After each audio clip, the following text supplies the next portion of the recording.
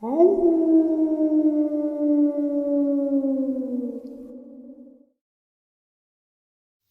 greetings and salutations, everyone, and welcome back to tonight's second half. Before we jump into tonight's second half, a couple links. As you know, I rely on Patreon, PayPal, channel membership, and the merch to help the channel to continue to grow and go. Links to Patreon, PayPal, and channel membership is in the description below. Merch displayed directly under the video. Also, Dogman Frightening Encounters, Volume 1 through 3, the audiobook versions. They were written and researched by Tom Lyons, narrated and produced by me, Jeff Nadolny. Those audiobooks are available on Audible, Amazon, and iTunes, links to which are also in the description as well.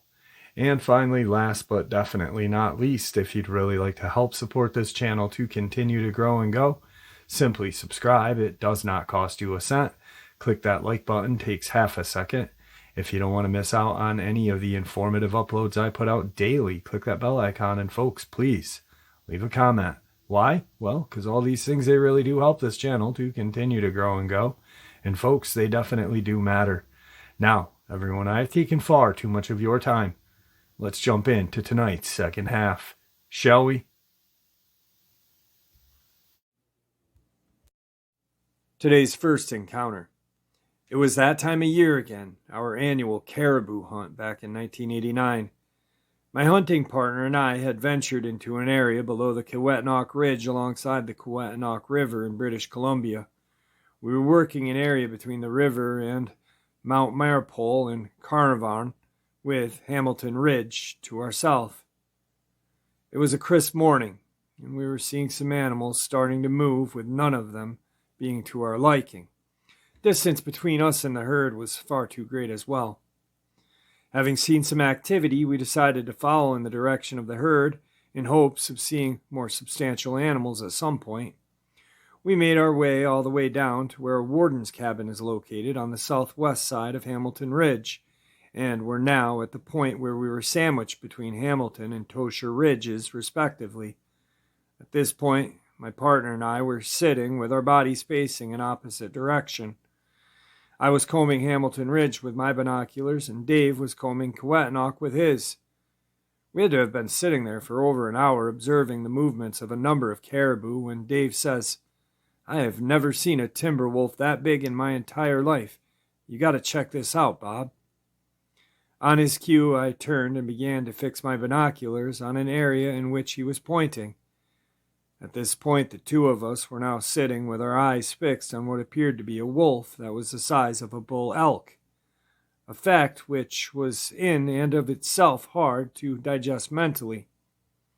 The distance was great, but based on the size of the larger caribou which it was stalking, walking well below them, it was twice the size of the largest male, which didn't make any sense.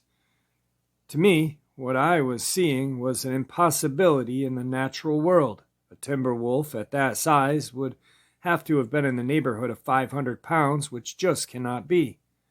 As I was watching it, I said to Dave, "It's got to be a bear." But even as I said it, I didn't believe my own words. The coloration was not right for a bear, and yet the rump set too high with the spine to be the profile of a wolf. It was truly a puzzlement to both of us. As we sat watching this, what we thought a wolf obviously stalked the herd from a lower position on the ridge. It must have been about 20 minutes later, as we both sat watching intently, that this creature lifted off the ground with what we believed to be its front legs, which were now hanging from the body, and began to make its way up the hill towards the herd, appearing just as a hunter would hold its rifle, trying to get closer without being seen. This thing was now walking hunched over like a man. It made its way into position behind a bush, where it once again squatted down, and was evidently watching the activity above it, just as we were. The herd was lumbering along, and had to have consisted of over 50 animals or more, when suddenly, as we watched, this creature made a lightning-fast movement, closing the gap between itself and the herd, repositioning itself behind another grouping of bushes just below him. A couple of caribou seemed to momentarily be startled as it began to trot, but then all things settled down again. Moments later, this creature launched itself into an uphill diagonal run, aiming toward the middle of the herd. The caribou began to run, but the creature began much faster to our eyes, closing the gap, and launched its body, swatting a female to the ground with what appeared to be one blow from its now extended arm, very much like a grizzly bear would whack down an animal from the back in chase. It was now on top of the caribou, thrashing at its body in a violent manner, with both of what appeared to be its arms. This creature, while straddling the caribou's body, had thrown so many blows in such a brief amount of time, it was inconceivable. Our eyes and brains could not believe how many had actually been thrown. This was followed by a long pause where it just sat atop of the victim, apparently resting and eyeing its prize. 15 minutes later or so, this wolf-man-like creature stood to its feet and hoisted the caribou, placing it over its shoulders like a woman wearing a mink stole, and began walking back down the slope, angled to our north. It was then that I told David, "I have to see its face," and leveled my sight on the hill in front of it. I pulled the trigger, firing a single shot, the sound of which bounced back and forth between the two ridges, and it was loud. As soon as the blast occurred, this creature stopped in its tracks and looked directly at us. Immediately, Dave said to me, "Look at that sucker's head. He has a snout and pointed ears. It's damn near half-human wolf." He was right. Its body was long and lanky and covered in what looked like gray fur, and, from our perspective, it had a long but tapered snout like a gray wolf, with what seemed to be a variation of colors in its face. Its ears protruded upward from its head, like two small triangles that were no doubt about it. They stood there, apparently unafraid of who we were and what we could potentially do, for almost 2 minutes. The creature then began to trot away with what was just very long strides across the face of the ridge at a speed which simply a man could not achieve. And all of this while shouldering what must have been 200 to 300 pounds of animal on its back. In what was a matter of only a few minutes, this creature had covered about a half a mile and disappeared into the timber at the base of our north. Dave and I sat back and compared notes about what we had just seen. When we had seen it on our caribou straddling it, the back was lean and V-shaped, appearing to be very muscular. When the arms began thrashing at the fallen caribou, they were extremely long, and the movements were performed at a speed which seemed like a blur to our eyes. After having risen to its feet and hoisting the body around its neck and shoulders, like you or I would lift a 5-pound bag of potatoes as if it was nothing, I think the craziest damn moment of it all was when we saw it lift up from being on all fours to 2, which was the defining moment of this. The singular movement completely blew us out of the water. We both knew at that point we were seeing something totally unique and, frankly, extraordinary, if not supernatural. And yet, there it was, hunting and walking, attacking a flesh and blood animal for food. It was just incredible. Today's second encounter. Back in mid-October of 1986, I had gone and visited my cousin, who at the time lived outside of Elkhorn, Wisconsin, a city being named supposedly by a man who found a pair of elkhorns in a tree. At any rate, I had a little time off of work and went to visit him for a couple of days. I believe it was a Friday night when the two of us were indulging in a couple of beers that the conversation took a turn, with my cousin starting to talk about the so-called Beast of Bray Road. If I'm correct, and it really doesn't matter as far as what happened goes, the area in which he lived and where this supposed creature dwelled named Walworth County. He went on and on about a variety of different people who claimed to have seen basically the same thing, which was a tall wolf-like creature that walked on its hind legs. Some of the claims were of seeing it in a cornfield, where others have seen it near farms or crossing roads in the area over a number of years. It was then that I had breached the subject of Bigfoot, saying maybe what people were seeing, in fact, was a Bigfoot. But my cousin stood his ground, stating that this was most certainly not a Bigfoot, but rather a tall, lanky, wolf-type creature with a long canine snout and pointed, upright ears. Well, the night ended, and 2 days later the visit ended as well, and I was back home in Illinois. It was 2 years later, in the fall of 1988, when I once again had gone to Wisconsin for a visit on my fall vacation. My cousin had arranged us to do a little bird shooting in a cornfield that was owned by an acquaintance of his in the area. I should mention to you that an enormous portion of this area of the state is predominantly used for dairy farming and corn production. There are fields and farmhouses which are bordered by strips of trees like fence lines everywhere you look. We had made our way over to this farm about 1 in the afternoon, and we were working our way through yet another field of standing corn stalks, if that's the proper terminology, when my cousin said, "Did you see that?" Now, we were walking side by side through this standing corn that was quite a bit higher than our heads, with one row in between us, separating the two of us as we walked. I said to my cousin, "Did I see what?" He said that something that had just run by his left side through the corn that looked like a large dog.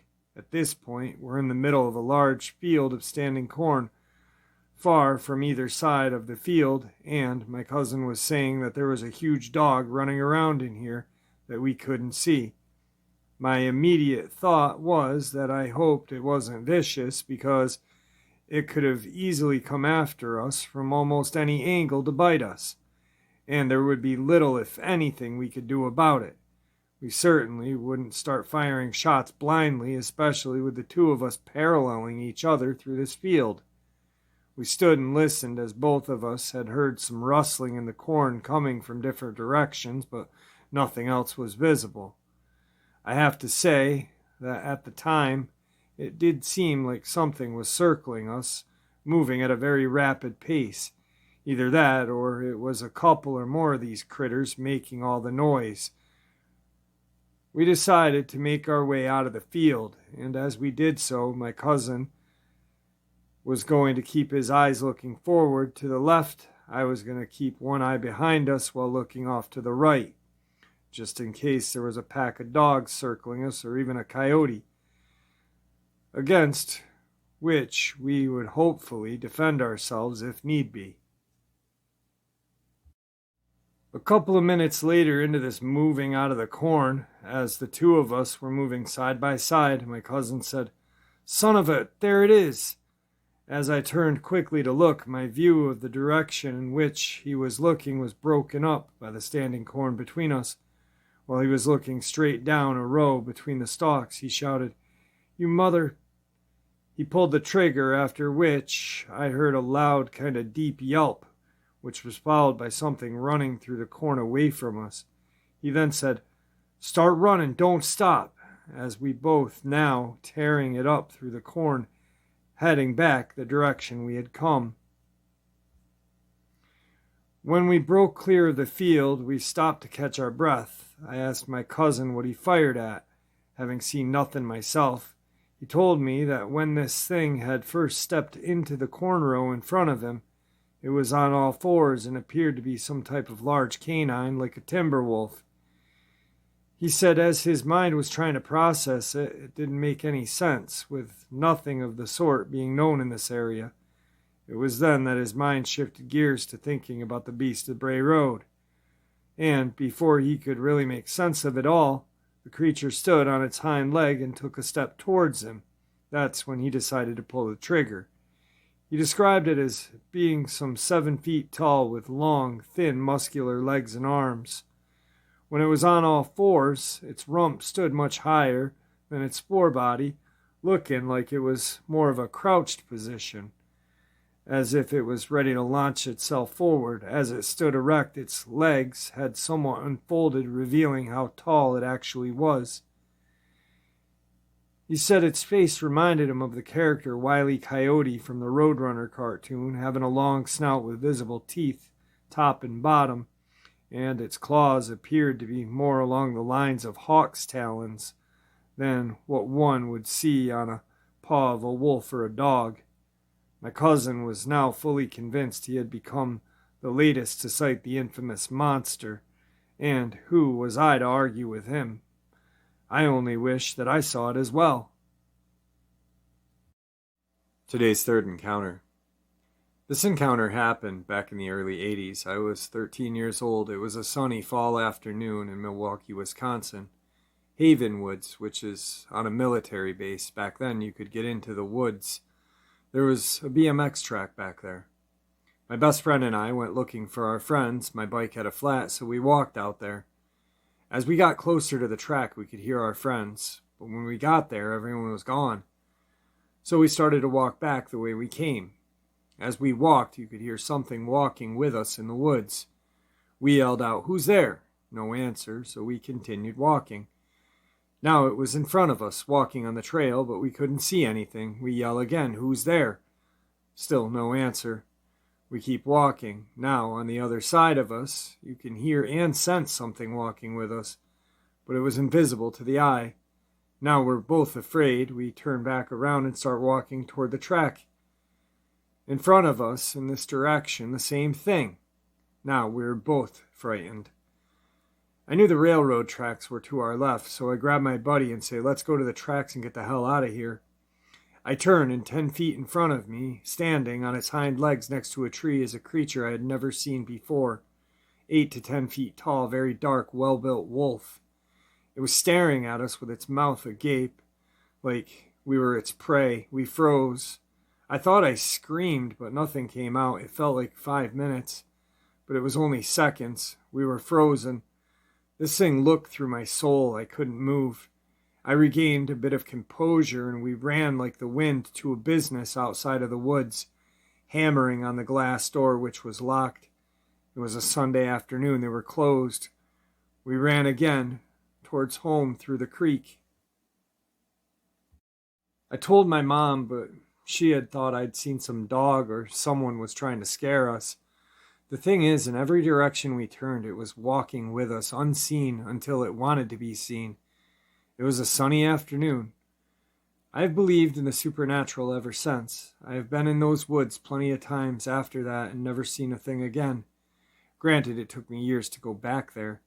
Back in the day, there was a prisoner of war camp in the 40s, a missile silo in the 50s and 60s.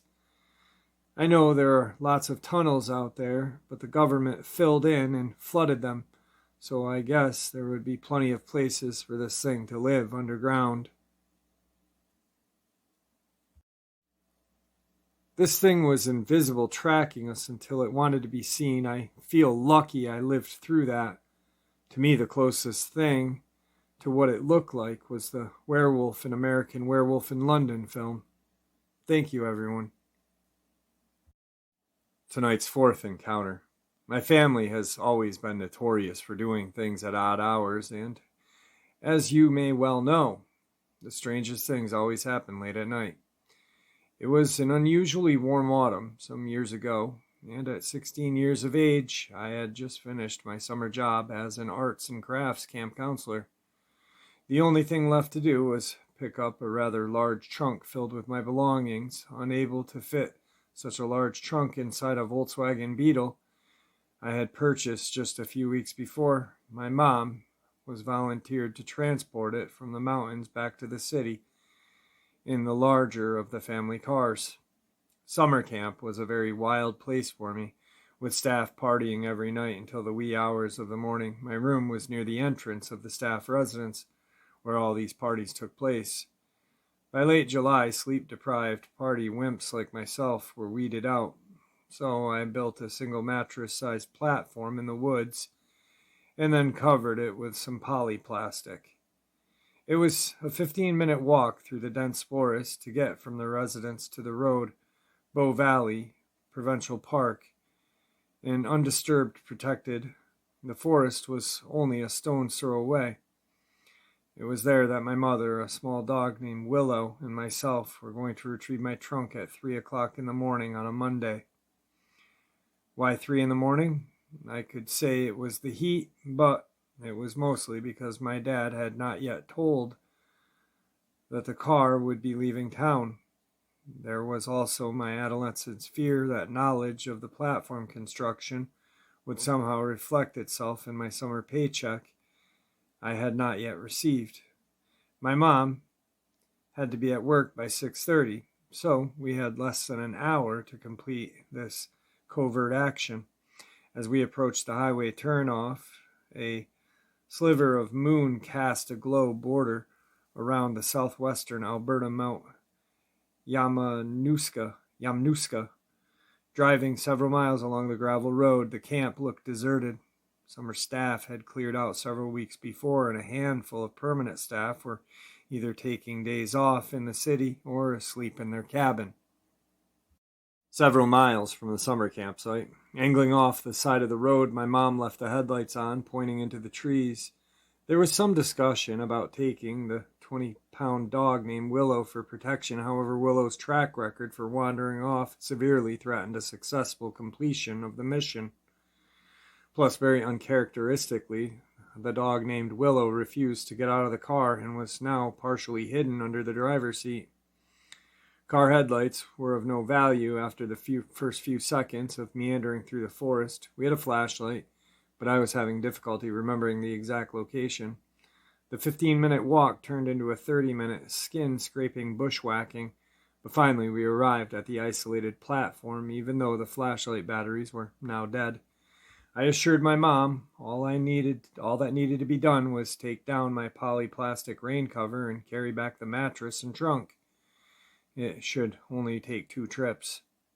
She was noticeably silent as we began working in the darkness. My mom began untying strings, securing the poly to the ground, and I was kneeling on top of a 4-foot-high platform, stretching out to reach some tangled binder twine knots tied to the tree.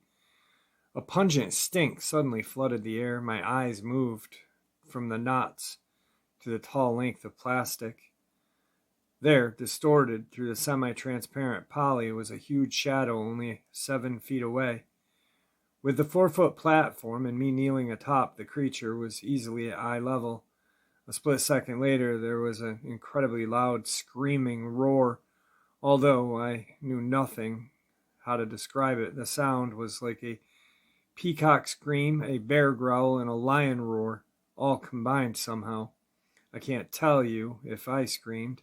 I can't tell you how much of anything other than my eyes continued to peer through the plastic at this massive shadow. My 5'3" tall mom somehow leapt in the air and was now on the platform beside me. Whatever it was finally turned and walked slowly away on its long hind legs. We continued watching as each heavy step could be heard connecting the ground. There were no visible ears, just a sparse mohawk-like fringe sprouting up from the tapering top of the creature's head. From behind, the upper body appeared massive. It continued to walk upright until disappearing into the trees. We stayed on top of that platform motionless for some time. Then finally I started ripping down the plastic. I have no idea what my mom did during the next 40 to 50 seconds. But my next memory was power walking through the forest, balancing a single mattress on my top of my head with one hand and carrying the handle of the trunk in the other. I assumed my mom was holding the other end of the trunk. With Willow still hidden under the driver's seat, it was a very quiet drive home. Late at night, they say that when your mind can play tricks on you, but I am so certain brown bears had been in the area that summer, but I had never seen a bear walk upright that smoothly for that long of a time. Or could it have been a very large, long-furred man standing over 7 feet tall in height? I say man because intuition tells me that this creature was a male. Could it have been a Sasquatch that night? Or something else? I will never really know for sure. But what you can bet is I will continue to tell this experience for as long as I can. Today's final encounter. It was May of '91 that my friend and I had ventured into a park for a little day hike. We were carrying a short cooler with some beers and sandwiches and had planned just to take it easy for the day. This area is just southwest of Manville, which is fairly close to where I still live, but my friend has passed since. Anyway, on that day, late in May, we were making our way down to the shore area of the Gulf, where, when you reach it, the Gulf is on one side and there is marshlands on the other, with a strip of land that you can walk on between the two. There is a tremendous amount of wildlife there, including a number of critters which can take you out if you are not careful. My friend and I were not ignorant to the dangers of this area, having spent most of our lives hunting and shrimping. And I would say without hesitation that my buddy was a born hunter. When it came to tracking and navigating the swamps, he was the best of the best, I guarantee. So, we had made our way down into the area by the Gulf when my buddy pointed out some unusual tracks in the mud. I use the word unusual because I had seen virtually every track there is to see, including those made by a variety of snakes when slithering along, and I had never seen anything like it before. As we stood there looking down at these tracks, they were of a long foot of some type, being very narrow in the middle with 3 extended toes on the front and something like a talon on the rear portion of each foot. They looked very much like the foot of a large bird of prey, such as an eagle, with the exception being that these were about 16 inches long. We were no man's fool, and there are no birds around these parts or anywhere else with feet like that. This much we both knew, but there they were, and there was no doubt about it. Once we had laid our eyes on it first, we quickly picked up, and literally hundreds of them, which were all over this area, leading eventually into the marsh. Mark says, "Mason, these are tracks of the Rugaru, and we need to be careful in here if we want to live to eat our dinner." I don't believe that there is a single Cajun who hasn't heard tales of the Rugaru, and these tracks were making believers out of us for sure. The tracks were fresh and deep. In 6 hours, they would be washed out and undefinable for just the moisture in the soil. If it was the Rugaru, it was here not too long before we arrived, and was most likely still in the area. We laid the cooler down and began to sneak around in the grass, trying to catch a glimpse of any activity of the beast. Now there are all kinds of nasty snakes in here, so we were being very careful when suddenly we heard what sounded like a man running through the marsh. And then it went quiet. The two of us looked at each other, backed out of where we were at, and went a little further along on dry land to re-enter the marsh grass in the direction where we heard the man running. As we were entering, parting the grass with our arms, as we walked, Mark lost his footing and fell in a heap, making a large splash and cussing up a storm. Seconds later, we heard a low growl, like a mad dog coming from the marsh. As we looked through the grass, there, standing in the marsh, was what looked like a dog with a human-shaped body. It was standing mid-calf in the water, having long, thin, muscular legs and arms to match. Its head looked like a wolf. There wasn't much hair on the body, but the head had quite a bit. It had a long snout with a black nose and pointed teeth. It looked like it was panting like a German shepherd. I have to say that it was at least 7 feet tall, taking into account that it was standing in the water, and its arms hung by its side like a human. But the hands were very different, kind of matching what the tracks looked like. The fingers were long and spindly, with what seemed like talons on the tips, just like those of a hawk, only straighter and round. This thing was not moving, it was just staring us down like it was going to attack at any moment. Mark looked at me and said, "Mason, let's just ease out of here." We started backing out with one eye in one direction and the other eye in the other, while listening for any movement in the water. And there was none. We turned out the heat on our walking and left the place lickety-split. I've never walked so fast in my life. In fact, we had bypassed where the cooler was and just left it. I have no idea what that thing was or where it came from, but it was there and we saw it, I guarantee. I don't expect many to believe me and trust me. I've told more than a few. This is the kind of thing you hear at a pub after the regulars have consumed a few. But this was no ghostly apparition. It left physical tracks and moved water with its legs. This was the flesh and blood monster, and I believe it was the Rugaru. All right, folks, I hope you all enjoyed tonight's second half as much as I enjoyed sharing it with you. Guys, I will say one thing. I have been really getting things accomplished. I've been going through my emails, printing them out, and I will be getting in touch with everyone who emailed me. Like I said, I was in a funk with everything going on with my dad, and I had to just realize that there was nothing I can do except be there for my mom and pray for my dad. So wow, I really felt like I couldn't do anything, and it was bothering me so much that it was starting to I feel hurt the channel.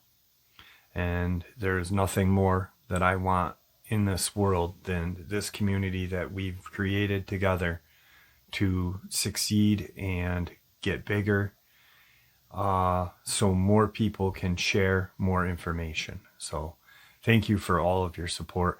Guys, please stay safe, happy, healthy, and ever vigilant, keeping an eye on our children, our pets, our family, and friends. These creatures are real. They're out there. They're dangerous. Share this information with the people you love and care about, and it may just help save their lives someday. Until next time, never stop asking questions, never stop searching for answers, and God bless you all.